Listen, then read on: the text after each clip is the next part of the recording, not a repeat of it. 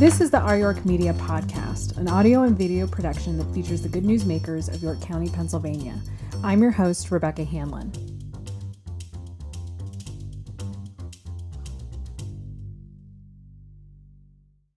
This episode is the first in a special series on workforce development in York County. It's sponsored in part by Continental Paper Grading Company, one of the largest independent waste paper brokers in the United States and Canada.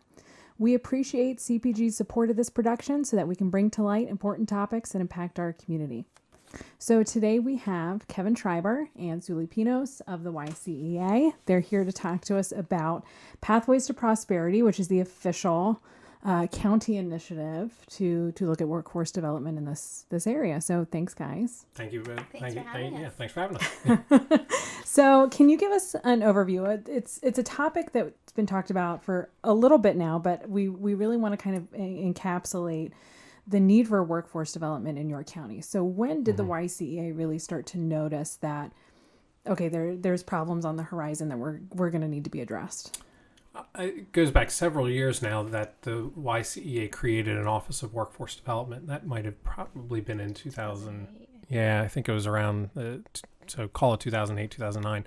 And then really that we've dedicated a significant time and resource and attention to the matter within the past year. It was probably April or May of last year when Tony Campisi, Gladfelter Insurance, had actually, at his encouragement, had hosted a lunch that really turned out to be a strategic planning session. We actually enlisted the support of Patrick Ball, who is a known consultant in York County. And we had in the room a majority of our school district superintendents. We had all of higher education represented. We had a lot of industry business leaders from our major industry employers, and we had our workforce development partners. So we had all of those people in a room together, and we spent the time through a facilitated process really creating a strategic plan that has gone on to become Pathways to Prosperity, which is really that countywide workforce development plan.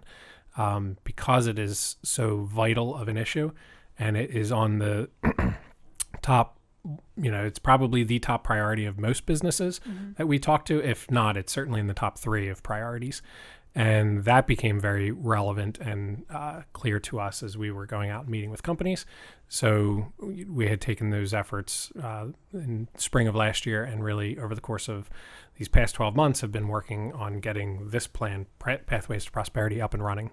So 2008, we're talking 10 plus years ago. What did it look like then? Well, if you can put yourself back into the mindset of 2008, this was economic recession. So vastly different economy, vastly different time, certainly for York County economy. But I think at that point, if you, again, kind of position yourself back in 2008, York County's population was growing pretty strongly. Our housing market was doing incredibly well pre-2008. And then the recession hits. Obviously, that impacted businesses across the board, impacted housing construction, impacted our population, impacted employment, and that really trailed in York County. So we felt that effect kind of in 9, 10, and 11, and then obviously several years after. So it's interesting now that you look at it 11 years later, and our economy is in a vastly different place than it was in 2009, post-recession, or as we were hitting the depths of that recession. And this is still an issue. It's almost kind of like perversely a good problem to have, in that our economy is doing so well. We're at 3.9% unemployment in Pennsylvania. We're at 3.4% unemployment in York County. But we just have a massive labor shortage. I mean, this is just a shortage of people. And then you compound that with a retirement wave of probably up to 20,000 people in York County in the next decade. And we know that the millennials who are coming in online now into the professional setting are not necessarily going to pick up the jobs that people are retiring from. So we know that there's just an overall change in the skills and the labor force. We know that the labor and the economic makeup of our industries in York County is going to continue to change and be dynamic.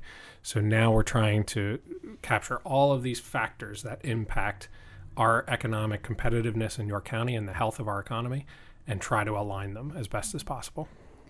So industries that are impacted, it sounds like it's just about everybody. Right now, absolutely. Okay. Yeah, I mean, manufacturing and across our county, manufacturing is our largest industry at almost 20% of our workforce and output. So that's always one that we're often hearing from first, that they're in a need for machine operators, just the initial front end entry level positions, whether it's something that they are looking for skilled labor or just for someone that will have access and will be able to show up and to stay there on an ongoing basis. So we're hearing from both ends of they're having difficulties attracting but also retaining. So that's also been something that's been added into the conversation of really enhancing the trades to make it a little bit more attractive to a younger generation or someone that may not have thought that they could be in a trades position. Yeah. So if you could paint a picture for us, local business, how does this hurt them to have the need for skilled labor and no one to fill it? What does that do to them? Well, it delays productivity for sure. I mean, I think if you put yourself into the mindset of any business in any of our major industries in York County, whether it's manufacturing, construction, healthcare, hospitality, service, first and foremost, when there's a shortage of people, it's taking you much longer to fill positions. It's very much a job seekers market right now, because there are more jobs available than there are people. Right. So you're seeing the time that you have an open position to a filled position taking a little bit longer. We're seeing a lot of poaching that's occurring in the market now, where you're just hiring from other competitors, basically. Businesses are increasing labor rates, the wage rates. So we are actually seeing a byproduct being, we're starting to see incremental growth in the wage rates, particularly in the middle class economy right now, which is the first time that we've really seen significant growth of that. So it just draws in a level of uncertainty and kind of instability. And again, you compound that with people retiring and leaving the workforce, or the ability for York County as a region or central Pennsylvania to attract and retain young people. So it's just introducing a whole new level of factors. And then you have the good problem that businesses have a lot of activity right now. So they're doing quite well. And if they can't meet the demands, that they're actually turning work away, or they're slower to on-time delivery. So it is really, and we're not trying to, this is not hyperbolic, or we're not, saying panic buttons, but this is really a significant challenge. And again, Sully and I have been out on many a business call where we're just meeting with our, businesses across the industries. And I don't think we've met one where it's not been an issue. What's the ripple effect of that if that continues? Good question. I think kind of paint a picture from a just straight statistics perspective, because I always think it's interesting facts and figures that most York Countyans, again, because they're not living this on a daily aspect, they're not really, it's not on their radar. But first and foremost, Pennsylvania as a state, we have the 18th largest economy in the world. So our state's economy is larger than most small countries. So when you think of it that way, first and foremost, it kind of puts in perspective that we are a very big state. It's well beyond Philadelphia and Pittsburgh. It's all 67 counties that have considerable, tremendous economic output. York County alone, we have a GDP of about $16 billion. So York County vastly contributes to that overall economic picture for Pennsylvania. And obviously our proximity to major markets in central Pennsylvania certainly plays a role in that. We have a population of about, we're rounding here, but 450,000 in population. We've got, about 235,000 that are actively in the workforce. That are able to be employed. And of that, what are we at? 226,000 are employed. So we have, 9,000 people that are unemployed, give or take. So we have to figure out now, why are those 9,000 people unemployed, and how do we get them employed? Some may be unskilled. Some may have barriers to employment. We recently worked with the Federal Reserve out of Philadelphia to conduct a study and assessment of transportation barriers in York County. And not surprising, we found that our mass transit system does not adequately support the needs of our employees on getting to work in a timely fashion. So the average commute time in York County is about 25 minutes. The average commute by mass transit, it's about 2 hours. 2 hours. So it is, and I don't think most people don't realize that there are actually people that don't have a car in this day and age. So if you're living right here in East York and having to get to ES3 up on 83, and you don't have a vehicle and you can't get a ride or you can't afford an Uber, it's going to take you 2 hours and maybe a transfer. So just thinking things like that. So we've worked to try to get to a micro level of what are those barriers to getting those individuals employed, because that's roughly just shy of 10,000 people that we could introduce into the workforce today. Sure, yeah. We have to figure out why. Childcare has come up as an issue, childcare being a barrier. Criminal records, maybe you've heard of that, is talked about in the news. Most recently, I guess it was a couple years ago, that the General Assembly and the governor signed into law an expungement process for certain misdemeanors. Mm-hmm. So it's a step in the right direction. It doesn't address felonies at this point, but it is for misdemeanors. We're in the process now of having our 4th expungement clinic in partnership with our County Bar Association, coming up the end of June. Check out our website if you want information on it, but it will help you. If you qualify for an expungement, it will give you a free pathway to get your record cleared. And that's with the gratis support of our York County attorneys. Mm-hmm. And our county bench has waived the application fee if you go through this process. So that's one more step that we're taking just to try to remove those barriers. Yeah.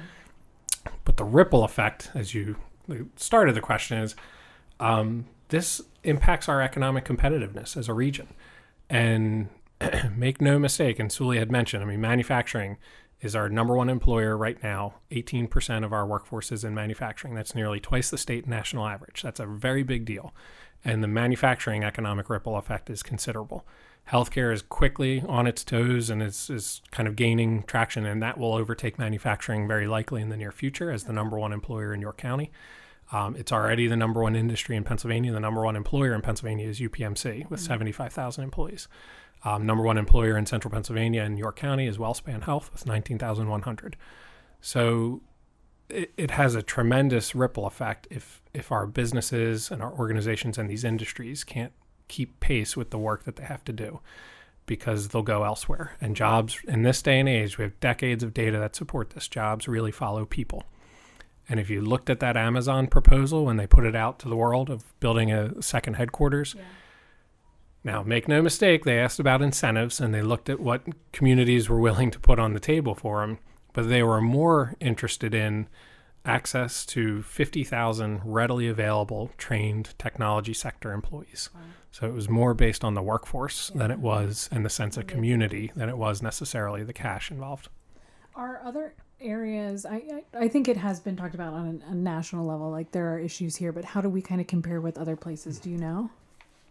I would say it's an issue across the nation where we're hearing that the need for skills and for trades. I know that in terms of unemployment, we're doing a little bit better than some other communities, but other communities are being asked to have some of these similar efforts where we've been able to share some of the information of this is what it takes to bring together community, industry, and education into into one conversation to have this type of dialogue. Governor Wolf has been incredibly supportive of workforce development and established earlier this year a command center where he was bringing also industry leaders, education, and administrative officials to the table to have those conversations of how do we really provide those skills. So I know similarly they've been meeting with other leaders across the nation to have these types of conversations. So talk to us a little bit about how then Pathways to Prosperity came together. So obviously this is a conversation that has been going on for quite a few years. When did the idea for that kind of come together? What was that conversation?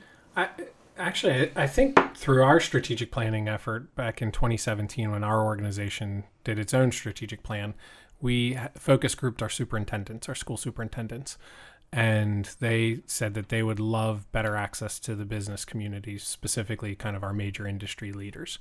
And that prompted at least the thought process then of getting them in a room together. And then that led to getting some workforce partners in the room and higher education in the room. And it just kind of grew organically as a result. And I think on parallel track to that was the discussion that we've had with every business in York County that essentially is saying workforce is the number one issue.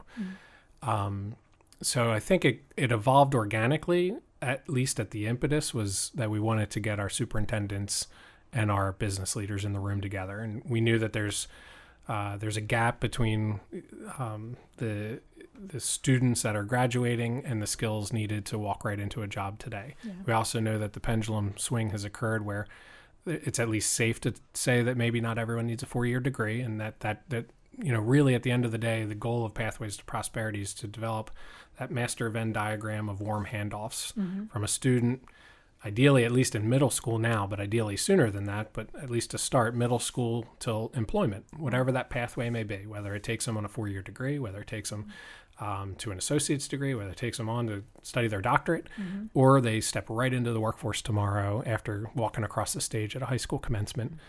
We want to better identify what we need to do as a community to identify what their pathway to employment is and how we can help them along that way.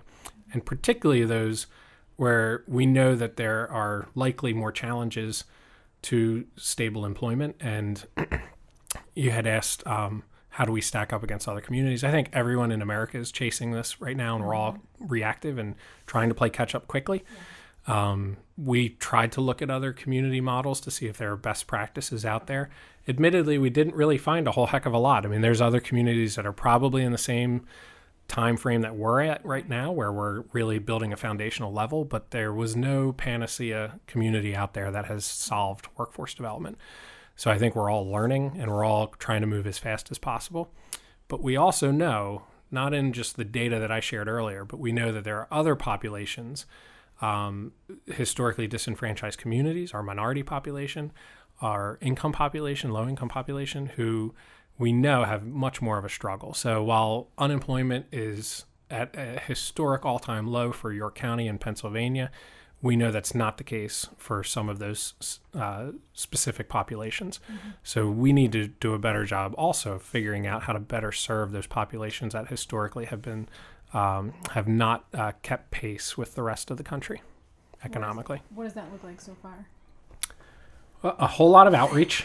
Certainly. I mean, the fact that we have over 40 partners, and these are some of the groups that are meeting on the front lines with some of the groups, the minority and historical disenfranchisement. We've been able to have some of those conversations, like the expungement clinic that we're having later on in the month of June. That's extremely focused with the reentrant population. And not only are we having the expungement clinic, but we're bringing employers that have specifically told us that they hire individuals with criminal records. So they'll be in attendance there. So while they're waiting to meet with the attorneys one-on-one, they can go in and find an opportunity. And we're intentionally hosting this somewhere centrally located by bus. We're having it at Crispus Attucks Community Center in South George Street, and it's an organization that's known for serving a population that often isn't served, or being able to connect them with the resources. So a whole heck of a lot of outreach, and just being able to have those conversations where we have representation from minority business groups, Latinos Unidos. We have the Black Ministers Association that's been incredibly supportive of all of these initiatives, and really just making sure that we're intentional with our outreach and the work that we're trying to convey. I mean, I was going to say, literally, Sully and some of our staff were physically dropping literature flyers off for career fairs and expungement clinics. So, we've taken very, very grassroots of just trying to get the message out and trying to better communicate. And thank you again for doing a podcast series like this.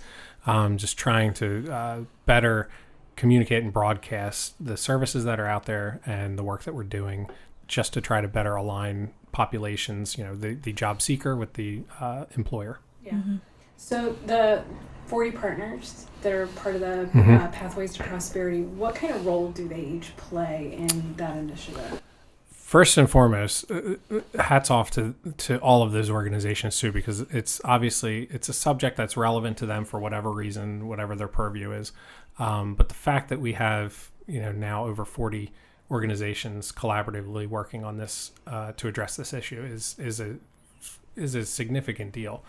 And I'll hand it off to Sully, because she has really taken the brunt of trying to organize all of those individuals, and we have a massive workforce committee of over 50 some odd people that are meeting on a very regular basis. Yes, absolutely. So parallel to the workforce plan, the workforce advisory committee was established, and most of the partners that are listed on the plan are part of this advisory committee, and we've taken this larger countywide plan of the 8 goals, looking at enhancing the labor force, addressing barriers to employment, really providing the access to skills, and looking at individuals if it's more of unemployment versus underemployment, and how do we really have those conversations. But this committee was established and then broken into 3 smaller committees to really tackle on different initiatives. So we have, when we were talking about messaging and what's the outreach that takes place, we have a community awareness subcommittee that was established, and that's their chairs, and it's a full committee. We're now meeting every month. Before we were meeting every other week, from the beginning of the year, all to get towards the workforce summit that was held under the Pathways to Prosperity plan. Okay. And that subcommittee really helps with the awareness and outreach. They're the ones telling us these are the groups that you should really make sure that you're letting them know of the work and the resources that are taking place. So there are spokespersons out and about in the community, and that's comprised of a lot of nonprofit, Community Progress Council, Literacy Council, Crispus Attucks, to help us have the conversations. And we've had success in having the conversation with our education and our business industry leaders. Mm-hmm. We've established an industry education partnership subcommittee as well. Okay. And that one is tasked to have those conversations of what are the growing skills, what's the growing industry, what could we be doing in the school and in the classroom to address those to prepare a younger generation with the skills that they need, or how can we drive partnerships among them? And then the third one was really looking at our data and how do we really measure success, or what do we want to measure success as? Is this other subcommittee on data that's been meeting for a couple of months and been helping us. One of the deliverables that has been established through our community awareness subcommittee was developing an employer needs survey. And that was something that went out in the middle of April, where we just shared it across the county to all of the businesses to try and capture some local information. There's a whole heck of a lot of data out there, and really when looking at it for local and trying to make recommendations, we knew that we needed to have something that we can measure locally. What are from wages to what are your unfilled positions? What does it look like a year from now, so that we can take something and say, okay, this is what we want to work on, compare. And then similarly later on in the next couple of months, we're going to roll out a similar survey, but that's geared towards the job seeker population. So all of these service agencies that are often hearing from individuals looking for assistance with housing, education, childcare, whatnot, we're going to ask them similar questions, and then really trying to do a matrix and try and compare, like, what are the top skills that are needed there, and really have something to move forward from towards the end of the year. But this is an incredibly dedicated group of volunteers. We can't thank them enough for all the work that they've put in these meetings and throughout this plan of just helping just drive the conversation. And I think if no other success, the fact that all of these groups have been meeting together and just being able to establish partnerships among themselves since they've started meeting. Mm-hmm. We know that some groups have been able to bring on some additional support to whether it's their boards or events or councils because of these meetings and having everyone in the same room. Yeah. And we've sort of been able to serve as the convener, but I also say like interpreter and translator, because business speaks one language, superintendents speak another. Yeah. We're all in our day-to-day world, and the fact that they're all coming together. And if there was a perfect attendance award, they would all get perfect attendance award. We do offer free pizza to one of the groups. To one of them, yeah. It is. There are incentives. Mm-hmm. But yeah. It is an open invitation too, and there have been people that have joined throughout this process as they've learned about it and want to play a role. We've really just asked that they come with a willingness, a mindset for change, a willingness to influence the process, the system, the workforce system, if you could call it that, and obviously a willingness to roll up your sleeves and help the cause. Yeah. I think that's been one of the more successful things, that it's the group just continues to grow. Yeah. By word of mouth, or someone saying, I'm really interested in learning, come on in. Okay. So the door's always open. I'm curious so far. I know like all of this is still very early on in the process and kind of learning how to address the needs, but I'm kind of curious if so far there have been things that have happened that have been like really innovative for your county, or just we've done something different that wasn't before. Do you have examples of anything so far that we've tried? I think manufacturing days and construction days are two early successes. I know, if you speak with YCAL and the Builders Association in the future, they could probably highlight this in more depth. So I'll do a short summary, but basically it's career exploration at its core. It's getting students in high school out of the classroom and into the facility floor or onto a job site to better understand what manufacturing is. Unfortunately, it still suffers from stigma of being dirty, dingy, dangerous, and just for dudes. And, just quite to the contrary. Same with construction. It's just trying to expose younger people to the job opportunities that exist right here in their backyard. And, we've seen some of our employers start their own pre-apprenticeship programs. Kinsley is a great example where they're taking students from multiple districts right now in high school, putting them through a pre-apprenticeship program where they're leaving the school building and going into the Kinsley Education Center and actually working. And then that has led to actual jobs for some of the students who have graduated and stepped right into a career. Those have been a couple early wins. Certainly Expungement Clinic and the driver's license restoration, I think, are great partnerships that have been born of this effort. What am I missing, Sully? Really heavy on the training side. There's been work around the healthcare industry from a certified nursing assistant. That's one of the occupations that's mostly needed here in York County since we have a lot of assisted living facilities. So Crispus Attucks and Community Progress Council have been able to pull together, as well as Crispus Attucks, to pull this training program to get individuals ready to go into that industry. And finding employers to help offset the cost for the individual as well. Kevin mentioned earlier that employers are willing to pay a little bit more upfront right now, from whether it's sign-on bonuses or higher wages. There's been a lot of movement in that area as well. So we've seen a lot of employers reaching out to school districts and trying to help any way that they can. We hope to launch this in the very, very near future. So as a little bit of a teaser, but we hope to create a website that we've affectionately been calling Connect You. That will essentially, it's a website portal that will connect employers with potential interns. We know that obviously we have several thousand college students that are in York at any given point in time. We know that they're all looking for internship opportunities. Some they find by way of word of mouth or their professor or their advisor. So we would like to create a portal where an employer can go on and list what internship opportunities there are, and a potential intern can go and query that and figure out what works best for them and better marry those two populations. We know from, again, lots of data that suggests the more internship opportunities that are available to our younger people, the better likelihood is we'll retain them. I want to acknowledge real quickly if anybody has picked up on the noise of a lawnmower and a yappy dog. We're just hitting that time in the afternoon. That was my stomach. I'm sorry. Kevin always keeps it interesting. One thing the dog is really psyched about workforce. It is really excited. Yes, right. Yeah. It's a beautiful day. Can't help that people are enjoying it. Absolutely. One thing I wanted to touch on, because I think as we later interview different entities in this series, we're going to learn about kind of, as you mentioned, the stigma related to some of these jobs, the dirty, dangerous jobs that unfortunately are not so, but there's a perception there.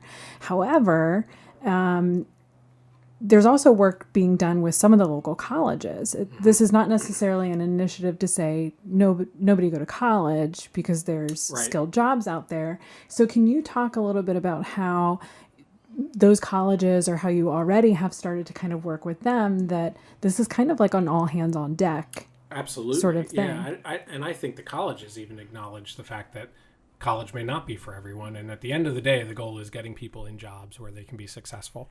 But we've worked very closely with York College for project-based learning. The Yorktown Hotel is a great example where we've got students who are actively working with our team on the Yorktown Hotel's redevelopment, and they're working with Hilton. And I mean, it's a very, very cool learning experience. We've seen Hack adapt to the needs of the market. So welding, we've heard for several years now that welders are in high demand. We've seen Hack create a welding program that was basically responding to the demands of the market. Penn State and the Graham entrepreneurial students over there have been taking on kind of community-based challenges and trying to, better position. We've also talked to Penn State about entrepreneurial programming that they can embark upon. So we've really been working from a higher ed perspective on best aligning the needs of our current economy and how those colleges can best meet those needs. We've also, we have a great inventory of engineering firms in York County. York College recently, they've had engineering for a while. They've recently expanded the engineering program. So again, I think they're seeing the need in the market and they're adapting and responding to it. Yeah. So what are kind of the next steps? What's coming down the road? How will you continue to kind of make sure that you're ahead of what's going on with this? So with the employer needs survey that I had mentioned earlier, we're really in that phase right now of dissecting all of the information and really trying to come up with some recommendations and ultimately compare that with what comes back from the job seeker survey that the service agencies are going to be taking on. And how can we identify those gaps and opportunities and say, okay, these are our top 3 priorities. And then how do we take that back to our industries and break up some of our establishing committees by industry and say, okay, this is the top skill that's coming across from your industry. How does this reflect with what you're hearing from your businesses, and how do we really move the needle on that? We've also been talking of enhancing our talent attraction packages and our marketing of, as Kevin mentioned, career exploration, and how do you become familiarized with what's available in the trades. So whether that's looking at some videos or some marketing to expose individuals and also their families, because sometimes it's also the families that may not want to see their child after all the great work and labor that they've put in of bringing their children up. They don't want to see them go into what they would consider a factory or a shift type of job. But we want to be able to encourage and educate them that you can make about $60,000 in a manufacturing job right out of school or a training program. You can go into the workforce without any college debt. Right now, the average is about $34,000 in student loan debt for someone pursuing a traditional 4-year degree. So how do we really marry the awareness side to the information that's coming from our survey? So I think from that sense, really measuring where we go from there. Yeah, and I think you'll continue to see, hopefully anyway, the advent of new programming or kind of niche targeted programs. I'm thinking again, kind of just back to your college having offered a hackathon, a startup weekend. Yeah. I think you're seeing much more of the entrepreneurial network of support programs and organizations come together to better support the entrepreneurial causes. So I think you'll continue to see, hopefully, the community test things and try them out and see what works, what doesn't work. We have our own internal goal of meeting with X number of CEOs and companies per year across those major employment industries. Again, just to kind of keep our finger on the pulse of what their needs are and have a best sense of what the community needs. And I know we've met with 70 something in this past several months. Over 100 businesses that we have engaged with as part of a program called Engage. Yep. So we're yes. Yeah. Good. And we hope to roll out a major employer council where we're really tapping CEOs or the equivalent of a CEO in the company. And particularly on this first initiative of really looking at what we can do and what these CEOs can do as employers, major employers, to better impact diversity and inclusivity in our community. We know that there are some employers doing really incredibly thoughtful and deliberate things on building more diverse candidate recruitment processes in their own organizations. So we'd like to highlight that. We'd like to develop what is a menu of best practices, and then hopefully grow that coalition so that we can recruit other CEOs who may not be doing it, not because it's not important, but it's just not on their radar and they're busy. But we know that there are some companies that are doing good stuff that we'd like to highlight. We know that there are companies doing good things about being more welcoming of a workplace. And our future is diverse. So if we're not doing as much as we can as a community to attract and retain the absolute best and brightest, regardless of their background, their socioeconomic status, their gender, their sexual orientation, then we're not going to be as economically competitive as other regions, because if we're not doing it, others are, and they'll go elsewhere. So I think that's another one that we hope to roll out this year, and I think that will be very successful. We'd like to build a movement around it. And then I think one of the key data metrics Sully mentioned, not the flashiest of the committees, but probably one of the most important committees of this workforce effort, is really building the data that we want to measure success on, and how we basing, what metrics do we measure. One of those criteria that I would like to figure out how to better measure in our county, which we aren't doing right now, is what does economic mobility look like? There are other metro areas that have figured out how to better track it. It's a difficult statistic, but if you're in your county and you want to move up that economic ladder, how hard is it or how easy is it? Depending on your background, your education, socioeconomic status, the zip code you live in, what does that look like? And what are the predeterminant factors that we know exist right now that we can help better improve upon? So So we're going to look to try to figure that one out and wrap our heads around that. But I think going forward as a country, let alone as a community, I think better understanding what economic mobility looks like in this day and age, I think is important. Yeah, for sure. I want to make sure before we close out that we mention the expungement clinic. Yes. And job fair that's coming up. This should publish right before. So do you want to give us the details for folks? Sure. So the expungement clinic and job fair is taking place on June 26th at Crispus Attucks from 4 to 6 p.m. Registration is required for this event, but it's an opportunity to come in and meet with an attorney provided through MidPenn and the Bar Association at no cost, and they would go over your record and let you know if you qualify for expungement. If not, they'll give you information on the pardoning process, and then we'll put you through their system to see how they can help you receive these benefits at no cost to you. And then while you're waiting, you have an opportunity to meet one-on-one with a couple of employers that we are inviting to attend this event. And it's at Crispus Attucks. Again, it's accessible by bus, located right in the heart of the city. But this is a county-wide event. So if your criminal record, if those incidents took place in York County, you are eligible to attend. Unfortunately, if it took place in another county outside of York, you're not able. They won't be able to help and meet with you. Okay. If you do not qualify for an expungement but might have a prior conviction record or an arrest record, we do also have a career fair this fall. It's at People's Bank Park. Yes. I don't know a date offhand, but check our website, yceapa.org. But we've generally had over 65 employers, hourly positions, salary positions. It really runs the gamut.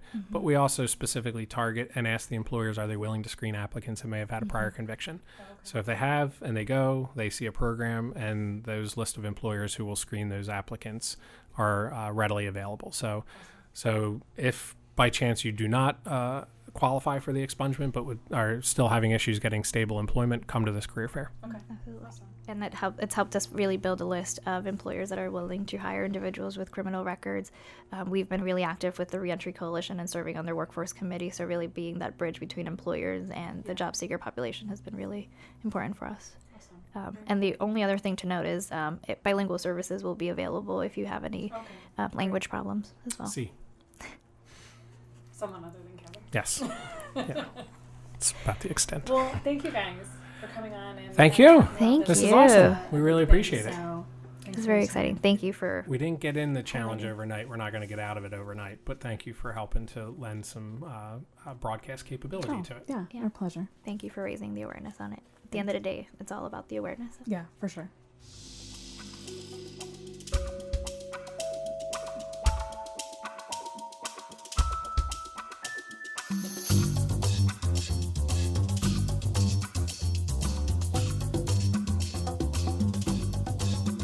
Thanks so much for listening. For more information on Our York Media and our Good News Initiative, you can visit ouryorkmedia.com.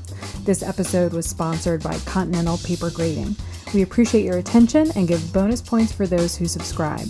The Our York Media podcast is produced by Will Hanlon and Caleb Robertson. I'm Rebecca Hanlon. Thanks so much for listening.